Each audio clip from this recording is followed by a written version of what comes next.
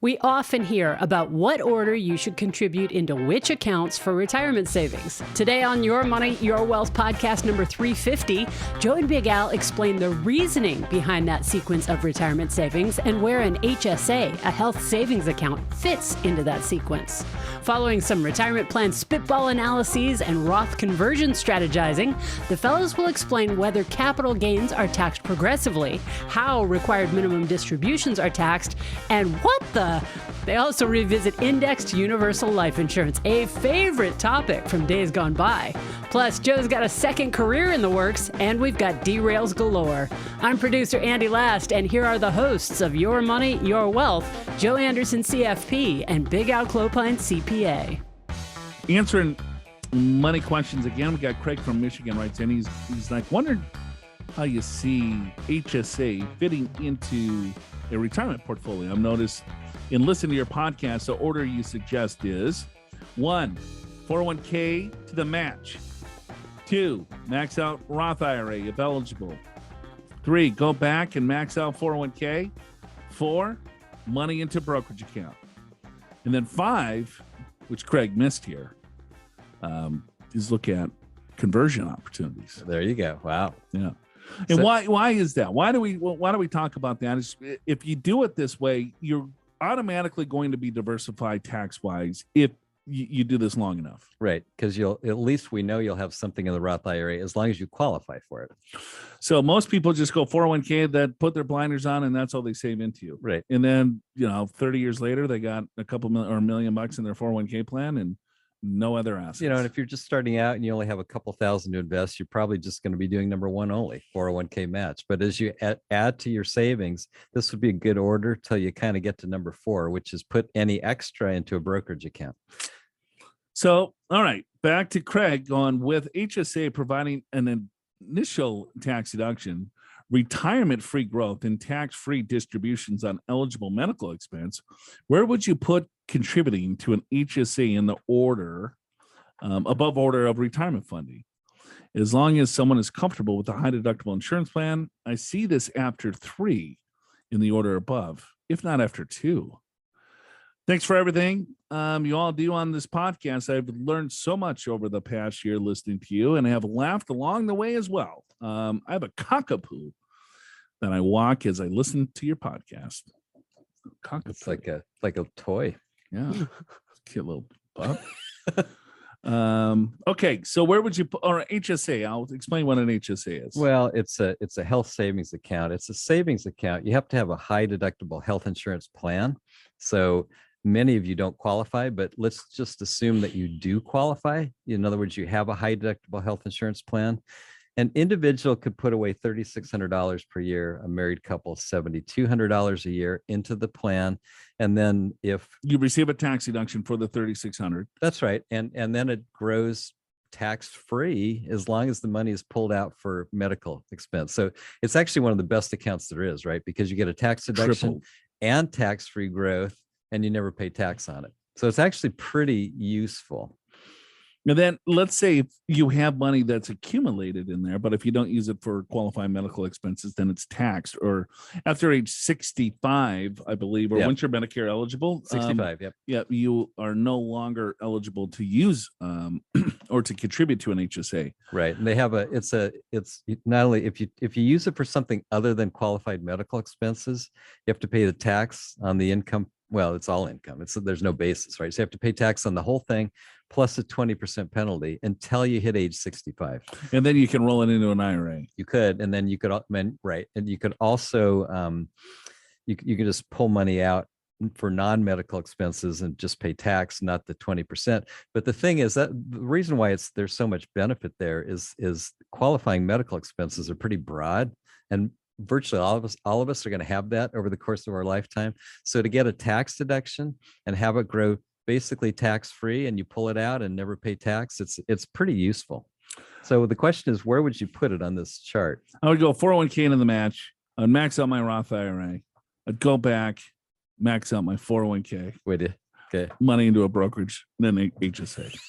No, I don't have an HSA. So, right. Yeah. So I don't know. I get his point. I think it's probably too. after 2, right? Yeah. After you max out your Roth. I think, Craig, you're right on track. You could argue it's after 2 or 3, depending upon how you want to think about it. It's probably more valuable than going back to your 401k just because of the tax-free nature of it. But if you're very healthy for the next 25 years, it's almost kind of, it's going to feel like lost money in a way. I don't know. Right. I mean, that's also assuming that you'd never have to use it for medical expenses. Right. You know what I mean? Which you probably will. I mean, you could. Yeah. Pretty healthy and back surgery. If I didn't, right? I know, right? I mean, that wasn't cheap. Right. And so, well, and of course, the idea, you have a high deductible health insurance plan. So if you do need something like back surgery, you're out of pocket 10 grand or whatever the numbers. Right. Yep. So, yeah, I like HSAs quite a bit. I get we don't really talk about them all that much. No, because most people don't have them. But Craig, I think you're on the right track. I think you could put it after 2 or after 3. It doesn't really matter.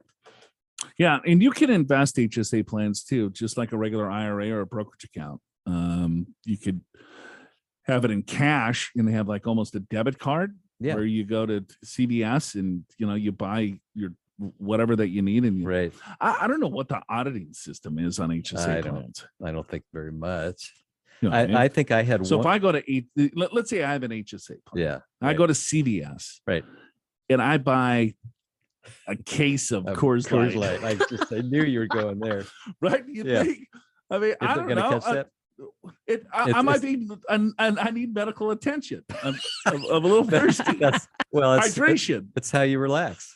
It is. Part of your R&R. Yes. Well, they have set items that you are and are not allowed to use, I believe. And I don't think Coors Light is on the list. No, but the question is, do they audit it? And the answer is, I've never heard of them. But if it's a debit card, right? And they bring up Coors Light and I put in the debit. My ex-girlfriend had like the HSA debit card. Yeah, right. And used it for whatever. So, and the thing is, and this is true of taxes in general, you can do whatever you want until they question it. Yes. Yeah, you're on the honor system. All right. We got hello again, Big Al, Joe, and Andy, not necessarily in that order. This is Lee from Jacksonville, and I appreciate that you answered my question in podcast 338. Just so you know, that was asking about your opinion on structured notes. Got it. Okay. All right. What did we say? We loved him, hate him? You don't even know what you said? No, I know what I said. I know what you said too. But we'll do this question.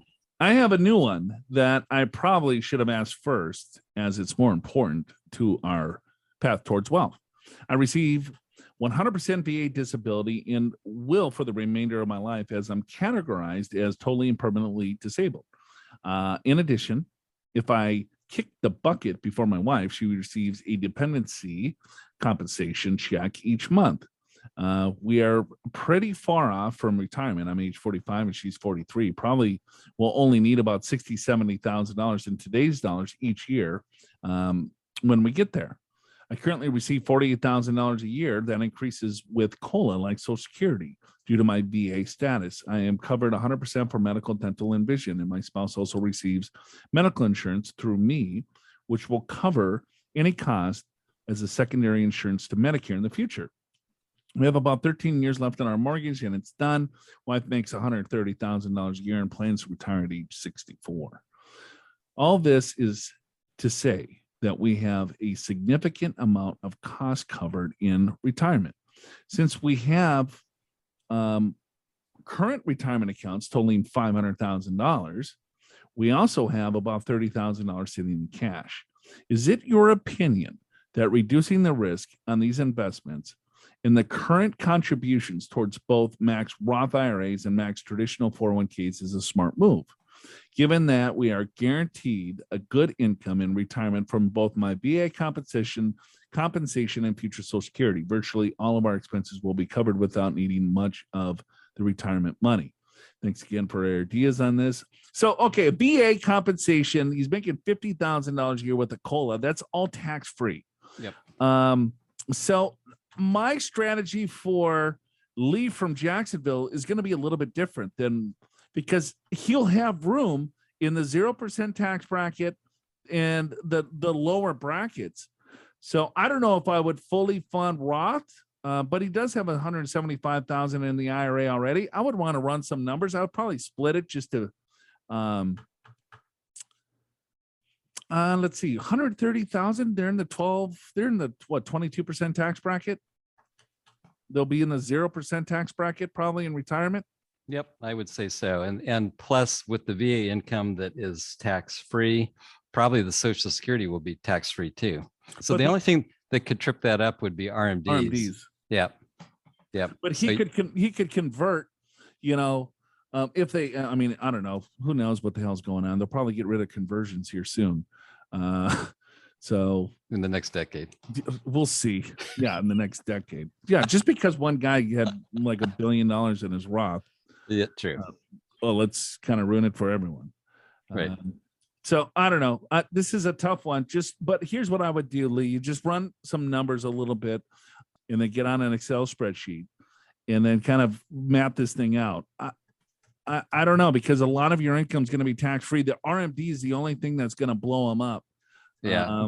And I'm just not sure at his young age, 45, and he's already got a lot. Most people won't have that big of large fixed income to cover all of his expenses, and it's all tax free. So sure. He's sitting really pretty. I don't know. Just maybe bite the bullet and do as much Roth as you can until they change the law. Yeah, I'll go with that. Download our retirement readiness guide for free from the podcast show notes at yourmoneyyourwealth.com to do your own spitball. See if you're on track for retirement and learn strategies that can help you get there.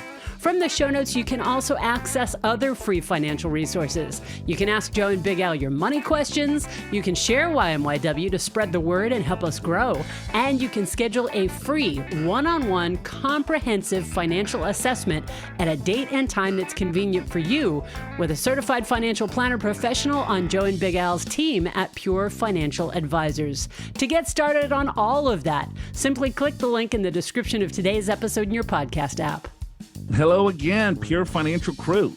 I was so excited when you aired my email, but was kicking myself when I didn't provide that one piece of info regarding my income.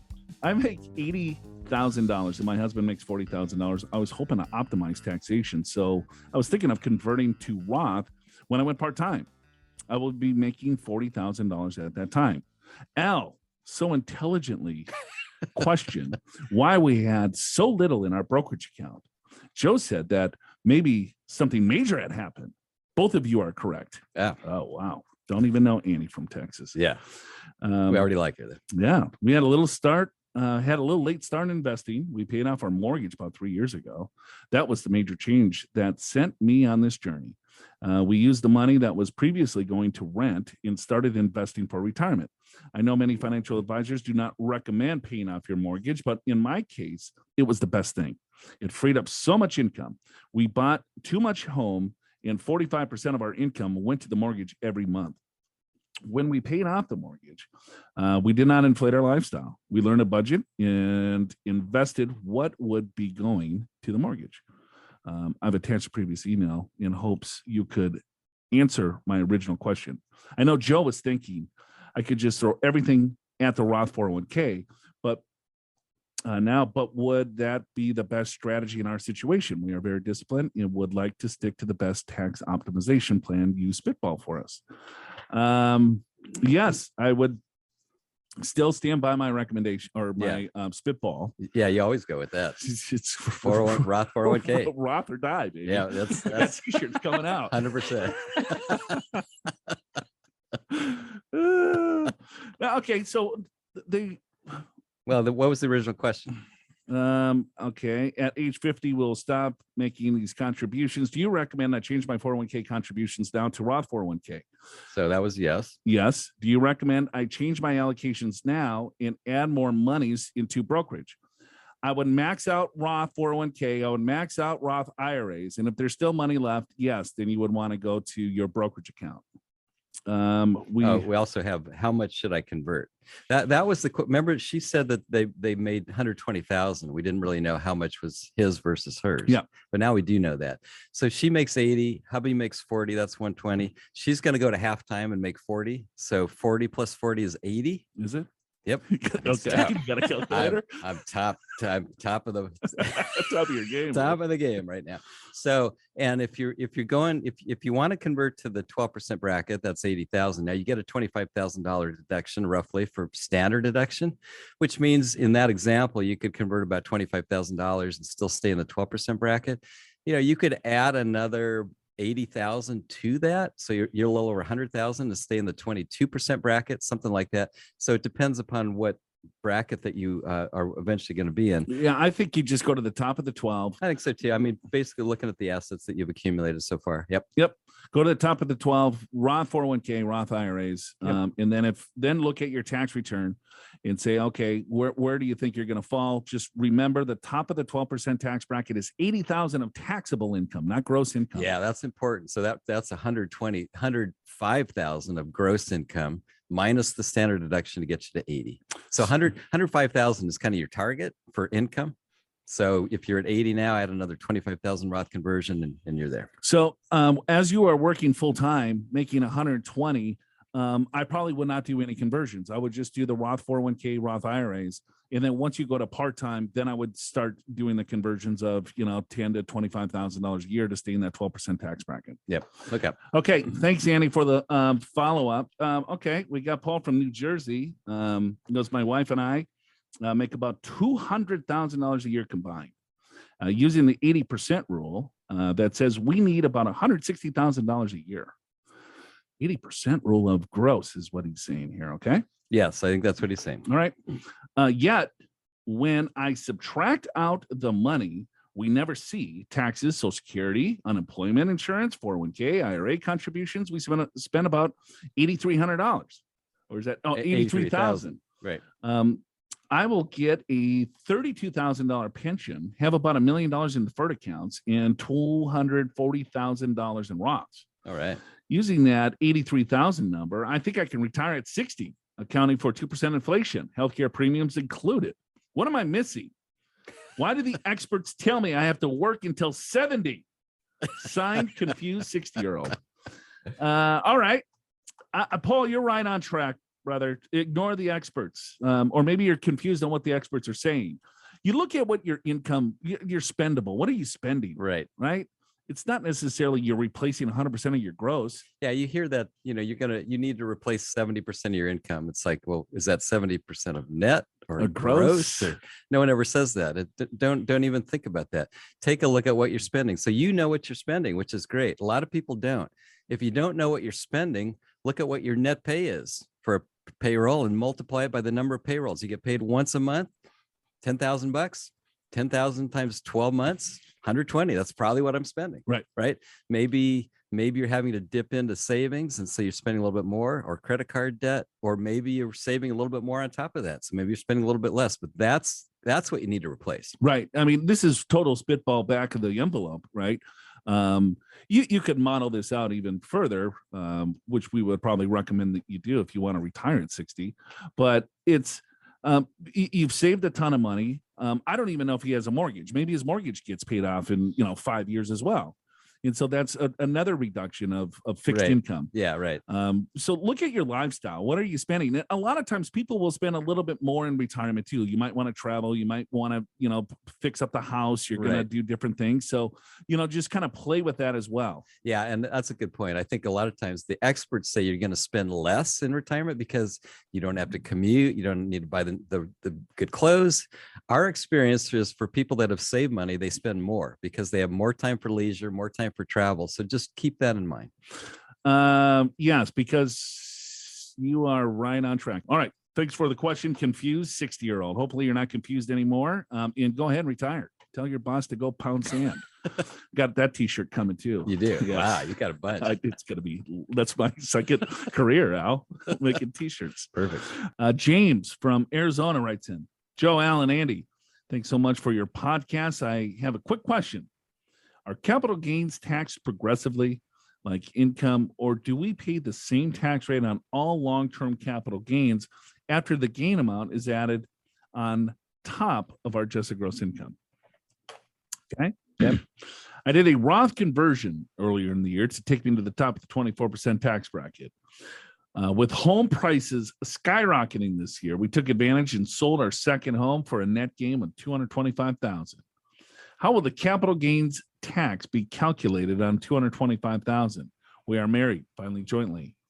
Taxable income after standard deduction will be $326,500, top of 24% tax bracket, plus another $225,000 long-term capital gains equals $551,600. Does that mean all of the $225,000 will be taxed at 20%? Thanks so much for clarifying this. This is James again from AZ. A couple things that James has to consider here of what capital gains tax bracket is he going to be in? Correct. And then also, is he subject to net investment income tax? Correct on both. And by the way, it is progressive, James, but we'll explain because many people won't know what that means. So if you look at your total of your taxable income with the capital gain, $551,000. So then you compare that to where does the 20% rate start on capital gains? It's about $500,000 for a married couple. So about $50,000 will be taxed at 20%, and the rest will be taxed at 15%. But hold on here one second, because your adjusted gross income as a married couple is over $250,000. So you're gonna have to pay another 3.8% for the net investment income tax.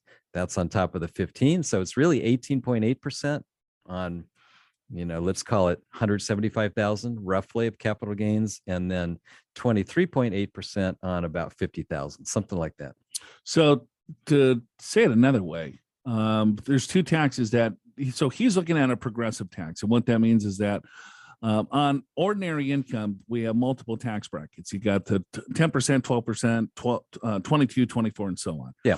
And let's say if you fall into the 24% tax bracket, that doesn't necessarily mean 100% of your assets are taxed at 24%. Yeah. Some are taxed at 10, some are taxed at 12, some are taxed at 22, and so on until you reach, whatever that number is that hits that bracket. Sure. Capital gains does the same thing, but there's only really three brackets. Correct. There's a 0% tax bracket.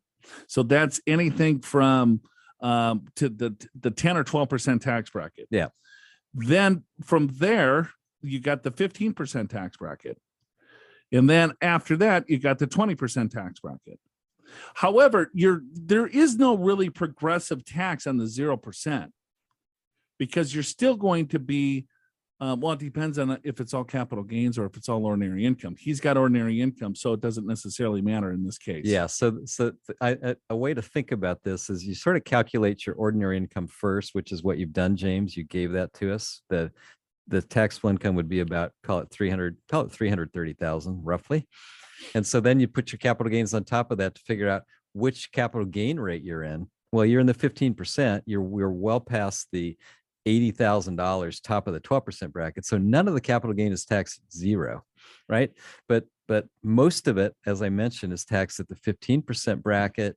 And then until you breach the 20%, which is at 500,000. About 500,000, 501,000 to be more exact. But anyway, so that's where you hit the 20%.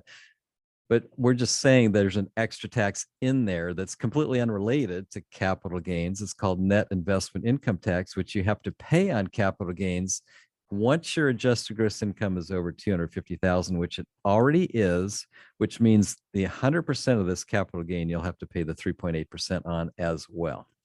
So hopefully that wasn't a surprise for James. Well, I think maybe it was a good answer for him because he wanted to make sure it was progressive, which it is. So in other words, it's not all taxed at 20. Yeah, well, yeah. So he might have thought it was all taxed at 15. Well, he was thinking, okay, well, you know what, this extra $225,000 is that going to be taxed at 20%? Yeah. And the answer is no. Correct. Only about 50,000 of that is going to be taxed at the 20%. Right. But then of course, it's actually 24%. Call it 24. And so really, when you think about it, there's four capital gain rates. There's 0, there's 15, there's 18, we'll call it 19. There's 19%, there's 24%, rounding the 3.8 to 4. So those are the four brackets. All right. Hopefully that helps.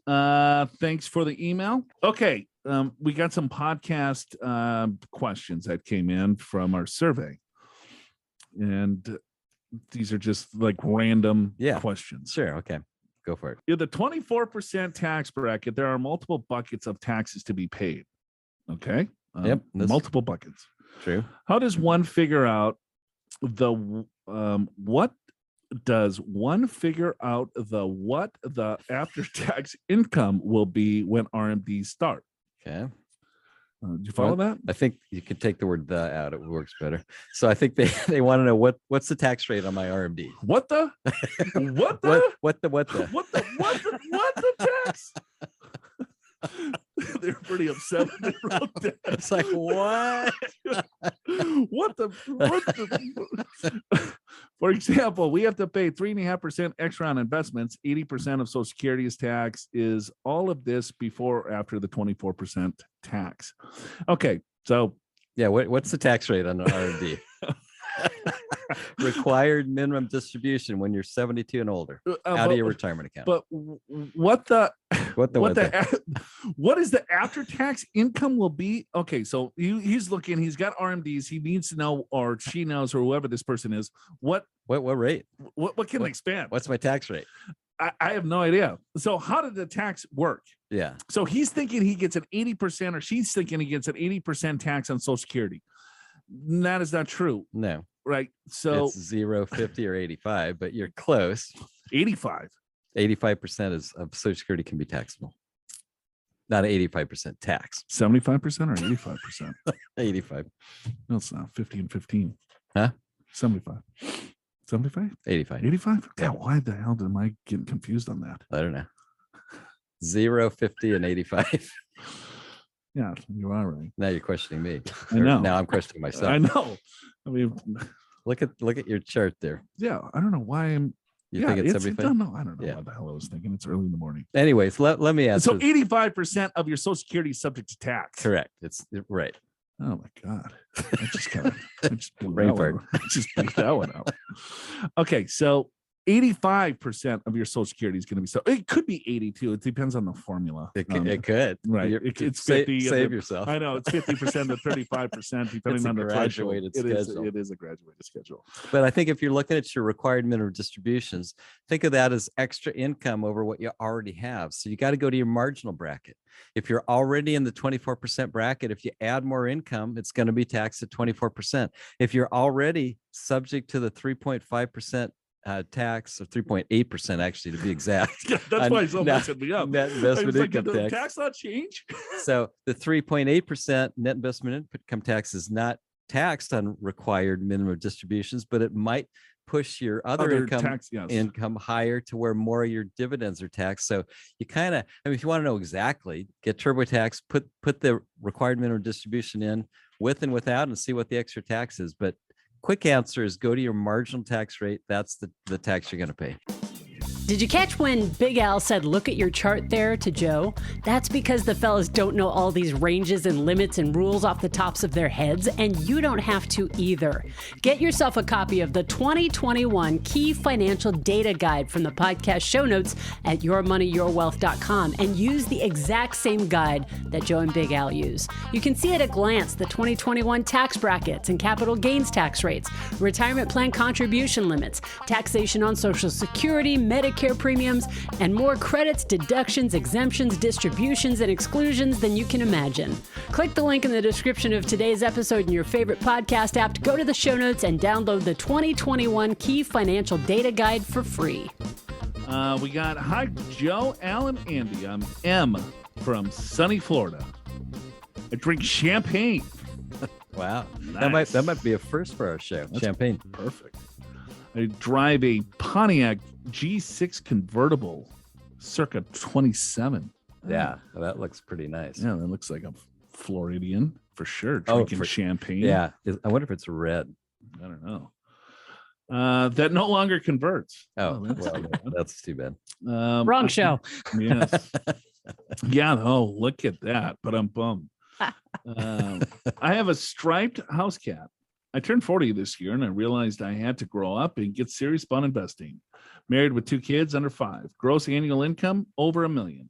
Effective tax rate over 30%, but happy not to pay state income tax. Well, congratulations, Em. All right. My husband has held the financial reins for most of our marriage. He believes we will always be in the highest tax bracket and that capital gains tax rates will continue to rise and someday equal normal income tax rates. He doesn't want to put a ton of money into a taxable account, so we purchased IUL policies that combined cost $300,000 a year. We are now in year 7 into a 30-year term. A combined surrender value is currently $2 million. We were sold these by a family member, and my husband is adamant on keeping them. Oh boy. Okay. The plot thickens. Don't make the husband mad. Yeah, it's going to be hard. We have $750,000 in Roth. We have converted all of our retirement to Roth. We have $1 million in a taxable account, $50,000 his business investment. 500,000. Excuse me. 500,000. What did I say? 50. Excuse me. Just missed a digit. 0. Yep. 500,000 his business investment. He is a W-2 employee with private equity investment. Okay. We got $600,000 in 529 plans, $33,000 in an HSA, and $25,000 in real estate. We max out 401k, backdoor Roth, and HSA. Husband will at some point inherit over $1 million from same family member that sold the IUL. Oh, so you got to be a little careful there. I wonder, is that little I think there's mom or dad? that could be, or yeah. Spouse only buys single stocks in Bitcoin equivalents. Yeah. so does that mean, does that M? She is, I guess, the spouse. M's husband. About 70% of the portfolio. Oh. I've added index funds to the portfolio, 30% of the portfolio in the last 2 years, and minimal real estate. We have no bond funds, only stocks in Roth and taxable. My attempt at financial literacy has caused marital stress. I am uncertain where to direct the money going forward. IUL will likely stay. Hub says, think of IUL as a giant bond fund, guaranteed returns, less volatility. Do you think keeping this giant IUL and treating it as a giant bond fund moving forward with a more reasonable bond index fund, 90% or more stock portfolio is a reasonable financial plan? How much to invest early outside of this IUL and stay on track? Yearly. Okay, thank you. Should we add bonds at some point? Do we keep putting all retirement in Roth, if possible, with these tax changes? Thoughts on that big 529 plan? Can we transfer, not change beneficiary on account, to a nephew and ask them to pay us some of the money? Thoughts on penalty withdrawals later? Random tidbits. Would like to retire early. Oh, $700,000 on our home. You all are hilarious and sometimes helpful. Sometimes that's the operative word. Occasionally. Yes. Thanks for that. Are you interested in buying my convertible? It's a hard top. No spam, please. Have a great day. No spam. What are we going to spammer? No idea what she's talking about. Do you? She doesn't want our because emails. I like spam? She doesn't want us to send all kinds of emails to her. Oh, well, maybe I have a spam sandwich that I enjoy eating. You can convert that to, yeah. Got it. Okay. What the hell is going on here? So M's husband is related to a Northwestern Mutual insurance salesman. It's a guess, but that could be a good guess. So what's an IUL? Index Universal Life Insurance. Start policy, there. Okay. Right. And so why people invest in the index, or why it's sold, is that in Index Universal Life policy is that you're purchasing life insurance, and it's after tax dollars that is going into a life insurance contract, right? Yep. The cash value of the life insurance contract is growing tax deferred. You don't pay any tax on any of the growth within the life insurance contract. When you pull the money out of the contract, it's FIFO tax treatment, first in, first out. So you're taking your basis out of the contract. There is no taxes. And then any of the growth that happened within the contract, you take out as a loan. So the IRS says, okay, well, they don't classify a loan as a taxable event. Right. And so you're taking a loan from yourself and you're then taking money out and you're growing it tax-free. The husband is saying tax rates are going to go sky high. Capital gains rates are going to be the same as ordinary income rates. And we're going to lose half of our ass to tax. And so let's jam all of this into an IUL policy. Okay. And so the family member, that has thousands of trophies and trips from whatever mutual fund or whatever mutual life company this individual works at. Salesman of the year. Yeah, Got it. Right. Trips that We're selling this policy. We're selling this kid like $1 million policy a year just to jam $300,000 into it. So on the surface, does this make sense? Okay, well, it depends. It like index universal life and versus whole life is two different things. Let's say if it's whole life, you get a guaranteed rate of return. And index universal life is kind of like the BS kind of the index annuities, where hey, it's a fixed rate, but they're buying call options on their general account, and you could exceed a little bit more, but you're never going to lose money, and blah blah blah blah blah. So if he's buying it thinking he's going to get stock market like returns with no risk, that's going to come out tax free. That's not the case here. Doesn't happen. Does he need the life insurance? Well, sure, he needs some life insurance. They got two small kids. Right. And he's making a lot of income. And both of them have $1 million of income combined. Right. And so she's now listening to our podcast and probably some others. And so she's having some marital stress because she wants to do things a little bit more fundamentals. Let's buy broad-based diversified index fund, low cost, tax manage it. Right. And he's like, no, we're going individual securities, Bitcoin, and IUL. Right. I would have marital distress too. I would get a divorce. If my wife, future ex-wife would be like this, it would be over.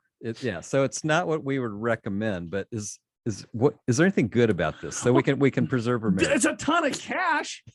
I mean, God bless it. I mean, they got $2 million in this. So, the problem is that most people don't fund these policies correctly. Right. So they get sold this bag of goods that, hey, this is going to grow tax deferred. And then there's a corridor within the overall life insurance policy. And as long as you maintain that and don't create a MEC, you can create a tax-free account. I don't know if he's creating a modified endowment contract or not. He could be. And then it's kind of form as an annuity. It does seem like a lot of money going in. $300,000 a year might be like a $5 million policy for somebody this young, right? Yeah. Well, let's see. She turned 40. How about him? I don't know. It's probably similar age. Well, we'll assume 40. Yeah. So that's modified endowment contract. If you put too much money into these, in other words, the IRS doesn't want you to have too big of a savings account when it relates to these kind of life insurance policies, and it can mess up the whole thing. So unless you design it that way, which I don't think they did. So I'm not a fan of IUL whatsoever. Let's say this was a reputable, let's say Northwestern Mutual, and it's a whole life policy. Sure. You probably got a pretty good, fixed rate of return at a relatively low cost, but IUL I can't stand. I think it's sold, but what he's funding it. Okay. I'm guessing, sure. But you have very little flexibility. So when you want to start taking some of this money out, right? And then, so are you going to reduce the death benefit? What type of policies? I mean, is it multiple policies? It sounds like. How are you investing within the overall policies? It's just a pain in the ass. Right. Because it's after tax, and they're trying to grow this money tax deferred and then tax free. Right. So some people call this thing the giant Roth, which is almost illegal to even think about. I think today, if you tax manage a non-qualified account appropriately, you can control the taxes, not as good as tax-free, but almost. Right. Right? Because there's tax loss harvesting opportunities. If you can control the taxes, you can go very low in expenses. You can go very low in turnover. That's going to keep a lot of extra income off your tax return. If you think that capital gains rate is going to turn into ordinary income, I don't know. That's kind of a far-fetched, but it could happen. Yeah. I mean, if you make over $1 million a year, Biden said that was discussed. That was discussed. Yep. And so he might be freaking out because of that. But he's 40. And so he's putting this much money into like kind of in my opinion, And all the life insurance lovers are going to come up and blow me up. But I hate the strategy. I just think you got too many hoops. I think you could do it better, easier, with a lot less expense, because there's so much expense in these policies, and you still have a cost of insurance. So that cost of insurance as he ages is going to continue to increase, right? And so as he's taking money out, he has to keep these policies in force for the rest of his life. Right. And maybe that's fine. And maybe that's his plan. And maybe it's a legacy plan for his kids and so on. It sounds like they're very successful. But I don't know. I would much rather have $2 million in a brokerage account than $2 million in an IUL. Well, I would too. And I don't know as much about these plans as you do. To me, the downsides are that there's a lot of internal costs. The rate of return over the long term is probably not going to be that great, because you're paying for that downside protection. In other words, if you're more in the market, yeah, you're going to go up and down. But if you sort of straight line it over 30, 40 years, you actually do much better being in the market than trying to be in something like this. To get the money out can be tricky. Some of that's return of capital. Some of that is tax-free, but you're right. And this is what happens. And maybe not in this case, because they got so much money in it, but in many cases, what happens is people take out the tax-free loans, and the cost of insurance by the time they're 70s and 80s is really high. They can't afford the premiums. The thing fails. All of a sudden, all those tax-free loans are fully taxable, and they got no money to pay the tax. Right. That's a danger. Now, in this particular case, maybe there's so much money in, and maybe they make so much money they can avoid that, but it's still a huge concern of mine. Right. I mean, if they make $1 million, they're putting 30% of their income into a life insurance contract. Yeah. And that's 30% before tax. They're not getting a tax deduction. Right. Yeah. So it's half. Yeah. Yeah. Right. That's they're putting about half of their the income. Let's see that, honey. We're putting half into a life insurance policy. Does that sound right? Right. I don't know. Right. But I get it. I mean, he's got strong beliefs. Yep. The whole, crypto tax is going to go through the roof. Everyone, and yeah, but let's give her a little bit to chew on, because I'm sure she wants to save her marriage. So there is downside protection, right? So that's a good thing. It's tax-free. You got right. If he wants to call it a bond, you could call it a bond. I'm totally fine with that, because it's going to get anywhere from, let's call it 1% to 4%, rate of return. The money is in a life insurance contract. So I don't know, the life insurance, but you're stuck with the contract. The life insurance companies can do anything they want in some cases, right? Is it subject to change? What are the crediting methods on the money? I don't. You're basing half of your disposable income on a single insurance company. It seems like we're trying to say the positives, and it just kind of keeps going back. Sorry. All right. So it's tax-free. You can call it a bond equivalent. I'm fine with that. Yep. I think that as long as you follow the rules appropriately, you can have tax-free withdrawals. So here's something I would say is, a lot of times you get these, they call them illustrations, right? Like, how does this play out over your lifetime? And in many cases, not all, in many cases, the agent that sold the policy, maybe there's a family member, maybe that's not true, but in many cases, they use a rate of return that's unrealistic. Sure, a lot higher rate of return, right? Just to make that. So make sure that you have an illustration with a conservative rate of return, because that's probably what you're going to get on this, and see how this plays out into your 70s, 80s, even 90s. And does this still make sense for you? Right. I think at a couple $1 million that you already have in the policy, let it grow. You're only 40 years old. Let's say you want to retire in the next 15, 20 years or whatever it is, right? Maybe your new strategy is to say, hey, I think we're good with the life insurance. Right. Maybe we redirect the $300,000 into, ETFs that are low cost and extremely tax efficient. Maybe we look at direct indexing, where you can really dive in and look at multiple ways to tax loss harvest. Yeah, sure. There's other investment strategies I think that he would get into if he's just educated on them. Right.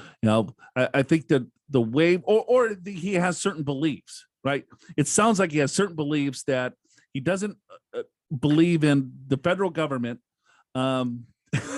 playing nice in taxes, right? Or that cryptocurrencies is the wave of the future. Well, and that's probably how his family is. I mean, that's who sold him the policy. Sure, and that's totally fine. And I think diversification in crypto and in that is fine. But I don't know. You just want to have a little bit of balance, and I think she's doing a good job of trying to bring that balance into play. And I wish Em all the luck. Yeah, keep drinking that champagne, girl. Appreciate everyone's questions this week. Hopefully we answered them all to your satisfaction. And yeah, I think that's it for us. And we will see you again next week. The show's called Your Money, Your Wealth. Go to yourmoneywealth.com. Click on Ask Joe and Al. That's where you ask your questions, and we'll get back at it. Kicking Yourself, Dancing with the YMYW Dance Crew, Prior Ferry, and the Retirement Readiness Guide in the big old derails at the end of the episode, so stick around. Your Money, Your Wealth is presented by Pure Financial Advisors. Click that Get an Assessment button in the podcast show notes at yourmoneyyourwealth.com or call 888-994-6257 to schedule your free financial assessment. It doesn't matter where you are in the country. You can do it by video call. Chances are one of the certified financial planner professionals at Pure will be able to identify strategies to help you create a more successful retirement. Pure Financial Advisors is a registered investment advisor. This show does not intend to provide personalized investment advice through this broadcast and does not represent that the securities or services discussed are suitable for any investor. Investors are advised not to rely on any information contained in the broadcast in the process of making a full and informed investment decision. You ever tried to kick yourself? I do. It's hard. It is. It's depends on what part of the really body you hard. want to kick. But if you can, more power to you. Yes. Wait, she's not done. At the very end, she says on the podcast, you mentioned y'all were going to start a dance crew. What dance song would you pick? Love you guys. God bless and keep up the good work. Where are you reading that? It's at the top of page top 3. Of the next page. Oh, wow. What dance song would you pick if we start a dance crew? Oh, we're definitely starting the dance. Yeah. See, I have seen Joe dance to Michael Jackson, the Jackson 5. I think it was ABC. And that should totally be his I think dance I've song. seen Joe dance to every Michael Jackson song. Yes, I'm a very good dancer. I think Yes, it's true. I remember it was about an hour long thing. It's a that my performance. friend Eric and we watched in Vegas. It's like, wow, I'm going to sell my show tickets tonight. I've got the show right here. Yeah, I danced one time at, and then this one guy goes, "You have to practice that, don't you?" I was like, No, it just comes natural. It does. to you. When the It music really hits, does. When the Yeah. music hits, the hips, these hips, they don't lie. Something Michael, I know what I would pick. I would pick Celebration Oh yeah, by that's Cool in the Game. Yeah, I sang that at okay. a wedding. Yeah. So my cousins got married, and then so those stupid things that they do at weddings. Yeah. They you chime the glass and then they kiss, Right. right? And then they're like, no, we don't want any chiming of the glass. We want someone to stand up and sing a song that has happy in it. Right? Yeah. Okay. And so my uncle and my brother and we're in the back of the wedding. We're having a couple beers, enjoying the nice celebration. Sure. And then they're like, "Oh, you should get up and sing." And I was like, "All right, I'll do it." So I get on the table and I Yeah. start singing Celebration. You do. Right. Okay. And I'm like, "There's a party going on." Right. Yeah. Right. Right. And then I'm thinking, I'm like, "Shoot, there's no happy in there's this no song. happy in this." And I'm pointing, I'm moving my hips, I'm getting into it. And then everyone's looking at me. They're like, "What is this idiot doing?" And then I just kind of ended. I was like, "Happy." You inserted it. Yeah, I just kind of. Yeah. Sounds perfect. The happy song. Yeah, it is a very happy song. So I am surprised that you didn't do Happy, the song Happy. Oh, I Who's could've that? done That's that. by Pharrell, right? Yeah, Yes. that's a Yeah. Pharrell Yeah. song. Yep, that's a good Well, one. Yeah, it didn't really come to me. Celebration did. 'Cause Too I was many beers. celebrating. Yeah. Probably. Coors Lights were Yeah. going down quite nicely at a wedding. Yeah. Yeah. I was going to sing I Want to Sex You Up by Color Me Bad. But You thought better of that. that was inappropriate. Does that have happy in it? I doubt Different kind of happy. it. Yeah, Anyway. different kind of. Yeah, there's never. All right. Also, Joe, since you like Fireball, how the hell does he know I like Fireball? You only must- mentioned it like half a dozen times. Oh, really? I thought It he has might have come up. been- I thought he might Yeah. be, just Guessing. scrolling by Right. my neighborhood, looking at me in my garage, From Jacksonville. He flew out here to look in your garage fridge. Yeah. just slamming Fireball and Okay, Coors you Lights. Went through Hanging your out in the trash garage. can. Went through your trash can at on whatever day the trash is picked up. Oh, Joe, not everybody is me stalking. Yeah. You see, you've tainted me. Yeah. Try a Prior Ferry. Prairie Fire. Prairie. Oh my God. What did I just Prior Ferry. Prior Ferry. That's a Southern accent on that one. Oh my Well, I think God. we'll have me some Prior Ferry. Oh, Prior Ferry. I think I just had a shot of Fireball or something. Prairie Fire. Gosh, I must have this Prairie Fire. Next time you feel frisky. Ooh, I think you'll like it. All right, brother. Do you ever not feel frisky, Joe? I'm frisky all the time. That's kind of what I thought. No, I just have a passion for life. So now you got to find Prior Ferry and get yourself some of that. I'm going to take a picture of myself drinking some Prior Ferry. Prairie Fire. It's pretty hard to say first. It is kind of hard, actually. I'll give you that. I was thinking Prairie Fire.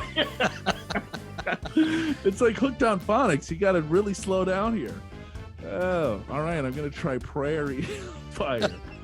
Oh, boy. Okay. If Andy writes anything to us, Andy puts it on this piece of paper. We're We stars asked for the people questions. what they wanted to, It's if like- they had questions to be asked on the podcast, and these were their responses. Okay. Hey, Joe, thanks for sending out that retirement readiness guide. Love, Larry. Okay, that was a No, good actually, question. there is a comment at the very end about the retirement readiness guide. I think it's about the retirement readiness guide, and it actually has some critiques of it. Yeah, It okay. actually makes suggestions on ways that we could make the readiness guide better. Okay, Yeah, well, good. send that to the readiness guide creator. Yeah, right. Indeed.